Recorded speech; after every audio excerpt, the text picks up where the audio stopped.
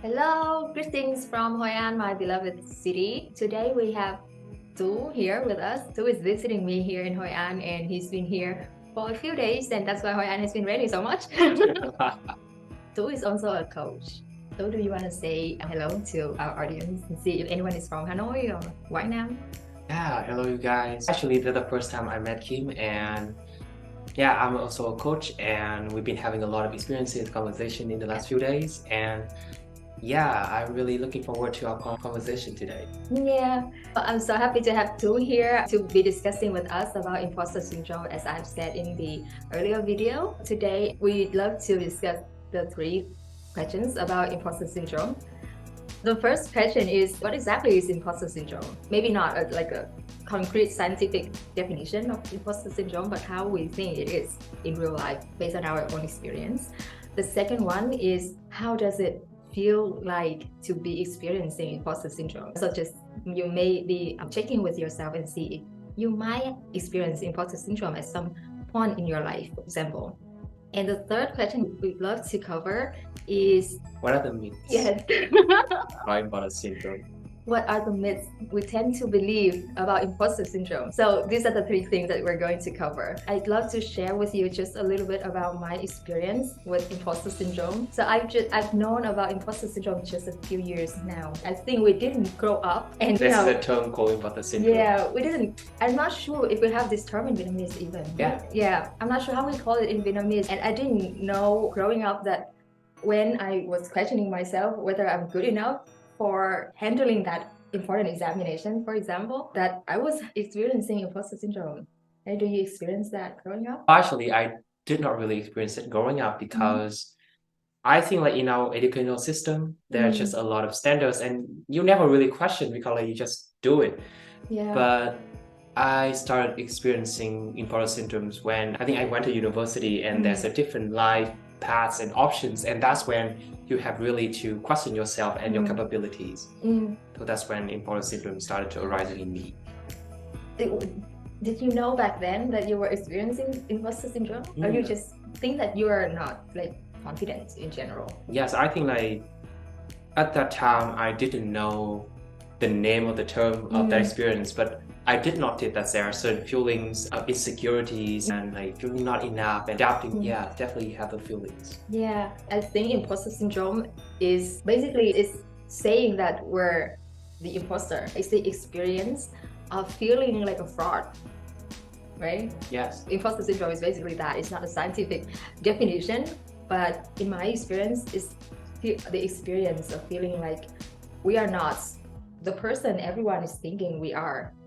We're not having the qualities that everyone is thinking that we do. Do you relate to that? Yeah, I love the fact that you brought out that imposter syndrome has to do with imposter and feeling like a fraud. And for me, it's like you believe that you're supposed to be a certain thing.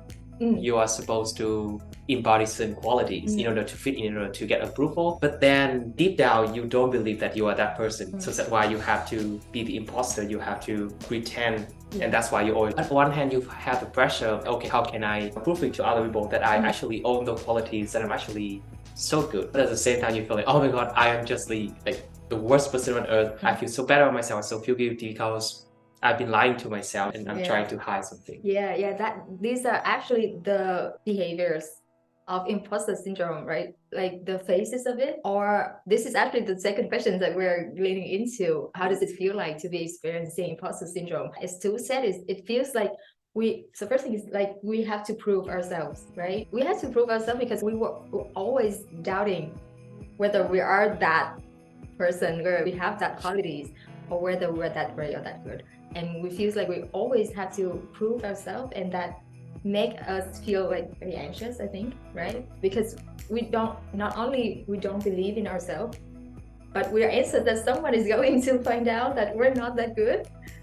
Yeah, I think that's the worst part, to live in the constant fear and anxiety that someone might see who we really are, which is not good as how we pretend to be. And the second part where you say that even no matter how much we try to prove ourselves, deep down we don't believe, because that's what I've been experiencing for so long. Like no matter how much I achieve, like we all have our results or qualities, right? Or even just progress. But deep down, we always think we don't deserve that. Like we couldn't take that credit for ourselves. You ever like experience that, like when you achieve something and somebody praise you or recognize you and you feel, I'm just lucky? Yeah, I did experience that. Actually, I think we all do that at a certain level very subconsciously. For example, I remember one time my friend complimented me because I'm a life coach at a certain young age, and I was like, oh, no, you are the one who's good. It's feel like you cannot take that compliment, and somehow I have to, Be humble. be humble. And then it's like I can't bring it back to you. I have to compliment you on something, otherwise I don't know how to take that compliment. Yeah, right. We don't have the confident muscles because we're always taught to be like humble down, don't take credit for yourself, and whenever you are in the spotlight, don't enjoy it, just step out of it right away. So this is part of being like learned in confidence, like the part of ourselves that learn from society. But this is also a factor of imposter syndrome, I think. Like we don't take credit for what we actually created or achieved. So that's the second thing that we don't believe that we are that good. Even that things are happening in front of our eyes and like people are pointing at that you achieved that. But no, we're just lucky. Yeah. That's what I would usually say to myself, that I'm just lucky. Yeah. Yeah, and I'm curious, how does the feeling of being an imposter feel like in your body? Do you have a certain feelings, like what would it feel like in your body? Yeah, certainly, because even just now talking about it made me feel like a lot of pain in my belly, because my belly is the most sensitive part in my body. So it feels extremely hard and like contracting very hard whenever I think of, let's say, go into that interview, like an important interview, that the job that I really like, or taking a step to own my mission of, let's say, becoming a coach, for example. Feel like a lot is going boiling, contracting. Where do you feel like when you experience imposter syndrome? I think it depends on the situation and also my current mood. But it's always, yes, I do feel something in my belly, like something happening here. Like it's not like butterfly in the belly, but it's like there's something there that signals me that it's not safe. Or sometimes my chest become heavier and then my heart is beating faster. Oh yeah. So I think they all have the commonality that there's something wrong here and it doesn't feel safe.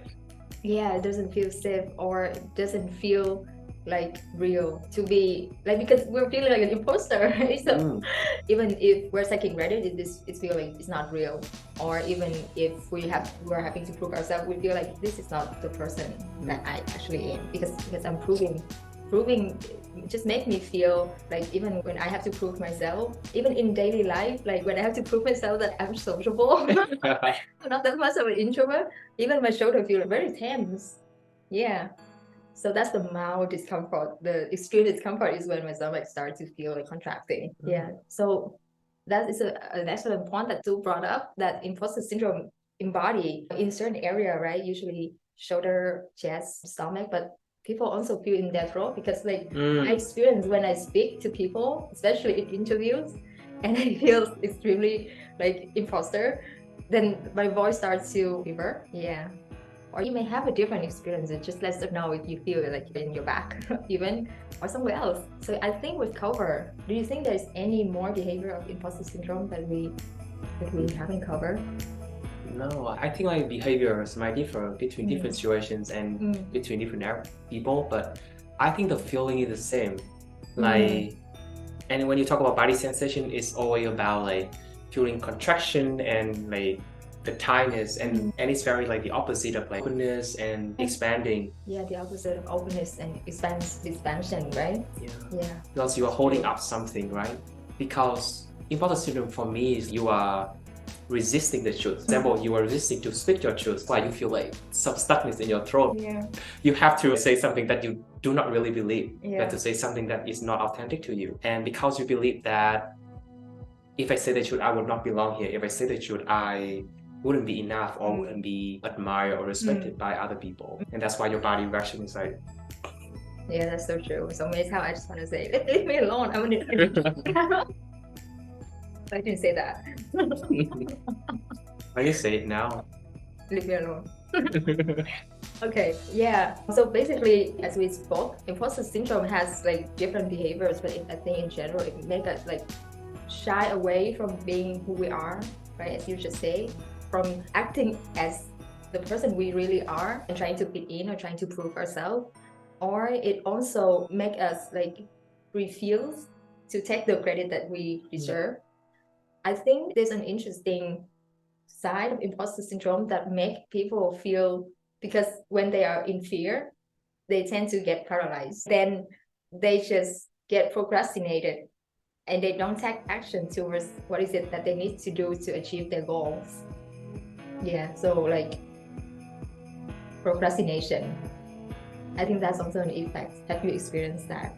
Yeah, I think that's so true, because anytime we try to do something meaningful that requires us to step into our comfort zone, that is where the imposter syndrome shows up the most. Because if just doing the normal things and like you have been mastering it, like imposter syndrome wouldn't show up. Yeah. It doesn't mean it's not exist. It just means that when you do something meaningful, it will just show up. And you are so bad, you are not capable of doing it. And I think the feeling of being not enough and shame and guilt and not belonging, it's sometimes so hard that people don't want to feel it. So that's why they don't want to do the things that requires them to step out of the comfort zone, because they don't know how to deal with the imposter syndrome. They say, okay, I cannot deal with it, so I just step it aside. I'm gonna procrastinate. I'm gonna do this new thing. I'm not gonna sign for the new course. I'm not going to speak in front of the people that I want to speak. So I think, yeah, procrastination usually is a sign of, yeah, I cannot deal with imposter syndrome, so I will just, yeah, not do anything. Yeah, I experienced this like a lot of time in my life. Like I wanted to be a coach for like many years, but I never feel like I'm up to it, like I'm cut out for it. I think this is what people usually say when imposter syndrome is like talking to them in their head, I'm not cut out for this, I'm not good enough for this. And then I was just waiting, and then I'm so thankful that I do it now. But before, I feel like being a coach is for someone who's 40 years old. It means like 15 years from now, right? Yeah. I'm still 25. I think let's jump into the myths right here, because we're talking about procrastination and not taking action. I think one of the myths about imposter syndrome that we tend to believe, which is not true because it's a myth, imposter syndrome does not just behave as not taking action or procrastinating the thing that you're supposed to do in order to achieve your goals, but I think it's also behave almost entirely opposite. Right? Like on the other side of the spectrum of imposter syndrome, one side procrastination, not taking action, and the other side is taking too many action, like over preparation, almost like perfectionism. Yeah. And I'm a perfectionist myself. I feel like I have so many problems with imposter syndrome.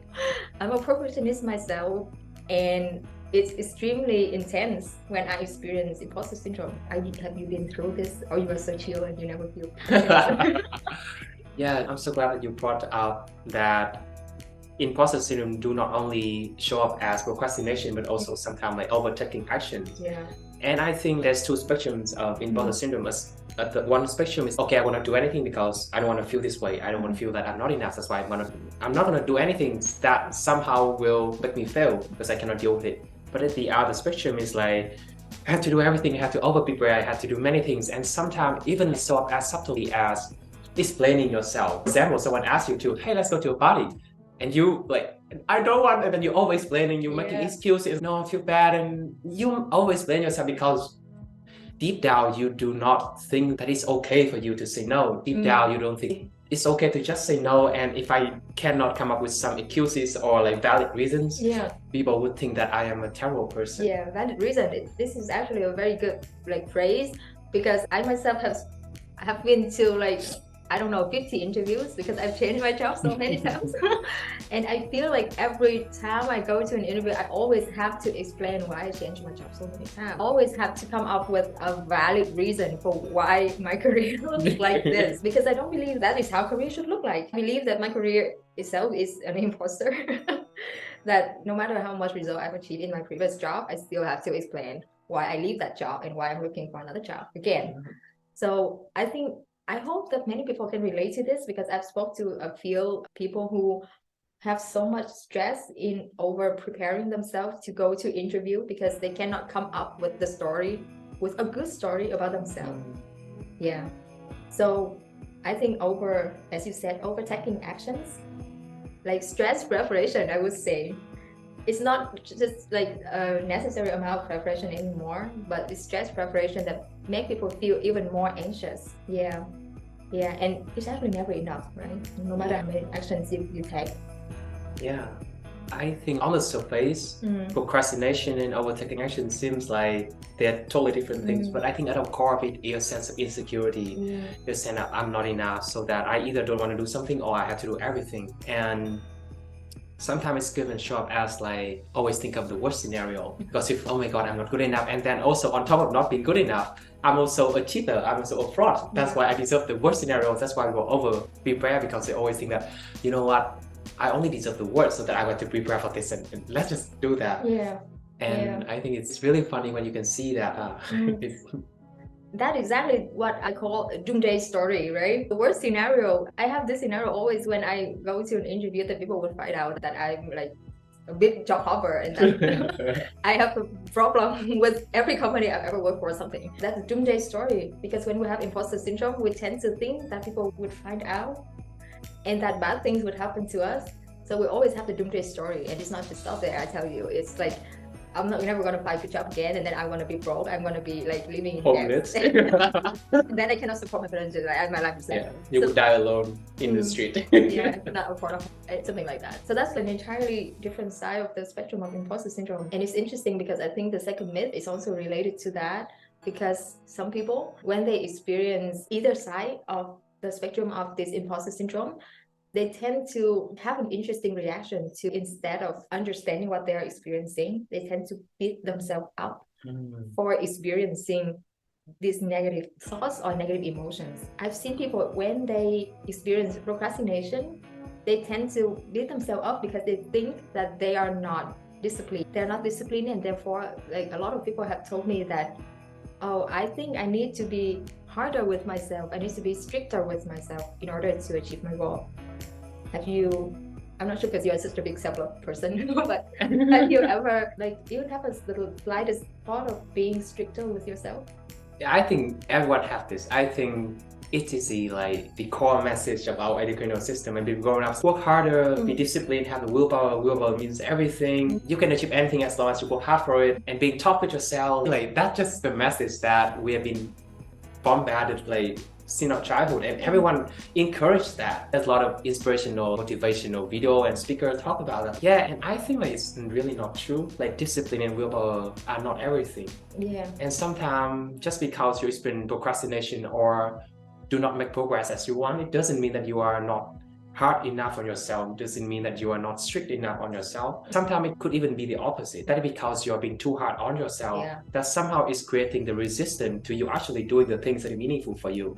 Because I think it ties back to what we said earlier, because when, you know, say there's a part inside who feel very insecure, and you know that when you do something that somehow can make you fail, there's a voice inside you like, oh, you're so bad, you are terrible, I told you you couldn't do it. And then you're so afraid of that voice. That's why you don't take any action. That's why you do not try new things, because you're afraid that if you do that, you might fail. And then when you fail, the criticism, the critic voice will beat you up, and like you really hate it. So you don't do something. So that's why I would suggest people to be more gentle and open to themselves, because the harder you are to yourself, the harder you are to will forgive yourself, the less likely you are going to take new action. Yeah, that's true. Like, the reason why people haven't been able to take actions in the first place is because they're not making it easy for themselves to take action. And I wouldn't say it's funny, but no, experiencing this is not funny, but it's ironic. I would say that it's ironic to see that when you don't make it easy enough for yourself to take action in the first place, and then you go and think that, oh, I need to be even harder. And I'm not sure if that even works, because it never worked for me and for other people as well. Because when they come to me and say that I think I still need to be even harder, it means that the journey of being hard on themselves hasn't been successful. So I think that's so true, because when you connect everything, right, that people thinking that they're not disciplined enough, and then they become hard with themselves, and then they become more fearful, and then after all, they just don't take the necessary actions to achieve their goal at all, or they take very little action and just basically stay in their comfort zone. Or that could be even opposite, right? They take too many actions because out of fear. Taking actions out of fear is not effective either. Taking so many actions out of fear and trying to perfect everything out of fear is still not a good place to do this action, right? So this is the second myth, and it's very close to my heart, because I've been like jumping on one side of the spectrum to the other side of the spectrum to not taking action, to taking too many actions. And I think the last myth is just not perfectly, but beautifully. The last message that I would love to our audience to hear is that people tend to believe that imposter syndrome is something only the losers or the failures would experience. But I don't think that's true.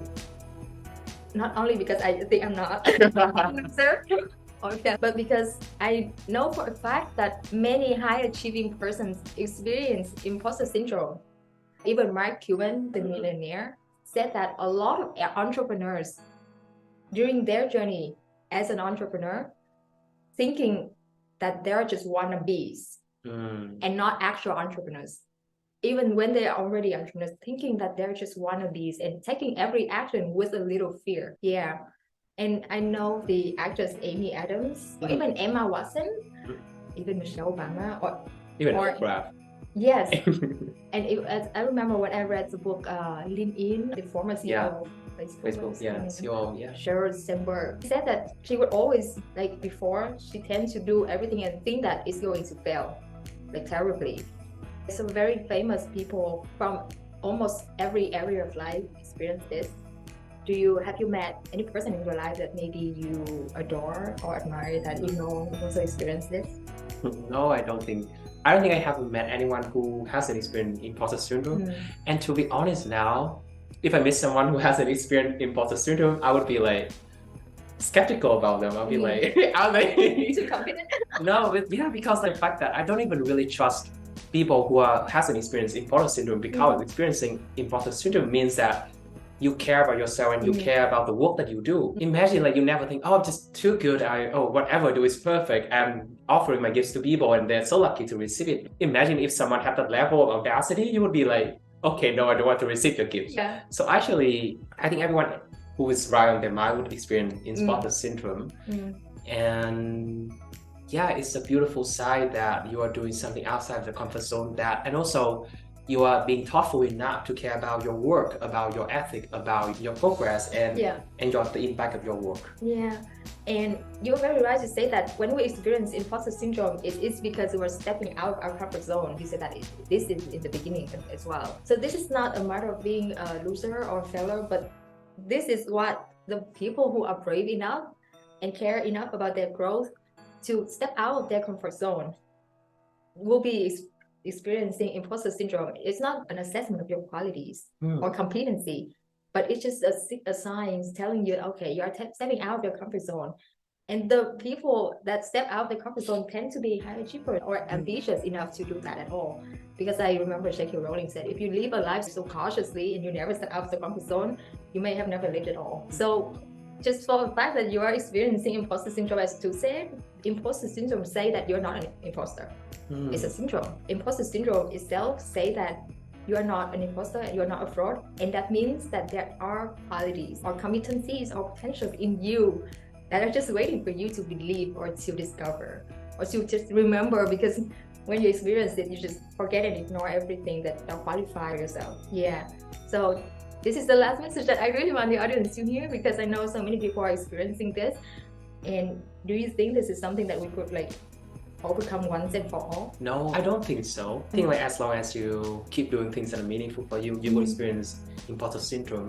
Because, for example, now, let's say you have worked on your insecurity and now like, I can do certain work like in a master level, in the masterful level. But then the moment that you decided to come to your next level, it means that you have to let go your old identity to start something new again in the next level. You would have feeling of imposter syndrome all over again. Yeah. And I think the last message I want to share is, it's really not about the imposter syndrome, but how can you look at the imposter syndrome and how can you let that give you precious insights. For example, imposter syndrome gives you insight about what are you really insecure about, so that you can really look at yourself and say, okay, this is something I need to work on. This is something I can improve. This is something that I haven't had the clarity to move forward, and that's why I need to ask for guidance from other people. So instead of fighting or giving up because of the imposter syndrome, use imposter syndrome as a way to navigate and let it guide you to make the wise step. Yeah. So this is very strategic, right? To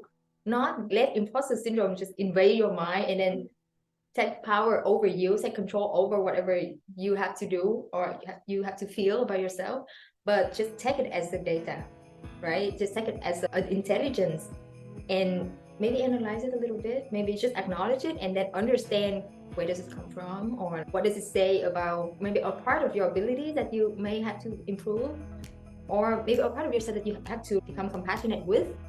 So either way, take it as a data or intelligence and use that to your benefits, to your growth, right?